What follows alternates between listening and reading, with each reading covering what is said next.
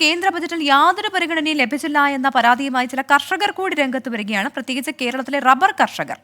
Rubber ബോർഡിന് 320 കോടി നീക്കി വച്ചിട്ടുണ്ടെങ്കിലും ഇത് കർഷകരിലേക്ക് എത്തുന്നില്ല. ഉൽപാദന ചെലവ് വർദ്ധിച്ചു വരുന്ന പശ്ചാത്തലത്തിൽ സംസ്ഥാന സർക്കാരെങ്കിലും റബ്ബർ മേഖലയെ പരിഗണിക്കണം എന്നാണ് ഈ കർഷകരുടെ ആവശ്യം.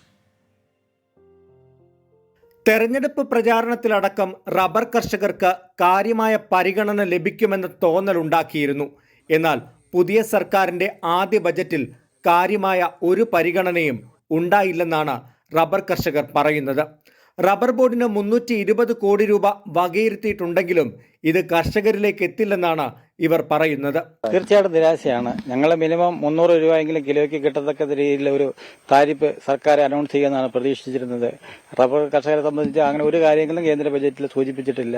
കൂടാതെ ഞങ്ങൾക്ക് കിട്ടുന്ന സബ്സിഡികൾ, വളം സബ്സിഡികൾ, പ്ലാസ്റ്റിക് ഇടുന്ന റെയിൻ ഗാർഡിംഗ് ഇടുന്ന സിസ്റ്റത്തിനുള്ള സബ്സിഡികൾ ഇതെല്ലാം കൂട്ടുമെന്ന് ഞങ്ങൾ പ്രതീക്ഷിച്ചിരുന്നു. അതിനെപ്പറ്റിയൊന്നും കേന്ദ്ര ബജറ്റിൽ ഒരു കാര്യങ്ങളും പ്രത്യേകിച്ച് പറഞ്ഞിട്ടില്ല. വർദ്ധിച്ചു വരുന്ന ഉൽപാദന ചെലവ് തന്നെയാണ് കേരളത്തിലെ കർഷകർ നേരിടുന്ന പ്രധാന വെല്ലുവിളി.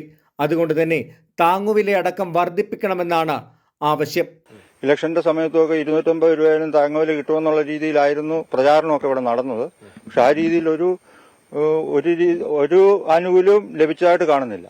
നിലവിൽ 200 രൂപയിലേക്ക് റബ്ബർ വില ഉയർന്നിട്ടുണ്ട്. എന്നാൽ കാലാവസ്ഥയിലുണ്ടായ മാറ്റം റബ്ബർ ഉൽപാദനത്തിന് തിരിച്ചടിയുമാണ്. ഇതിനിടയിലാണ് കേന്ദ്ര ബജറ്റും കർഷകരെ കൈയൊഴിഞ്ഞത്. പുതിയ സർക്കാർ കാര്യമായ പരിഗണന നൽകുമെന്ന് പ്രതീക്ഷിച്ചിരുന്നതാണ്. പക്ഷേ ഒന്നും ലഭിച്ചില്ല.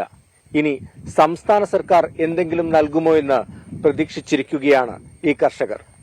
കോട്ടയത്ത് നിന്ന് അരുൺ നീണ്ടൂരിനൊപ്പം ടോബി ജോൺസൺ, 24.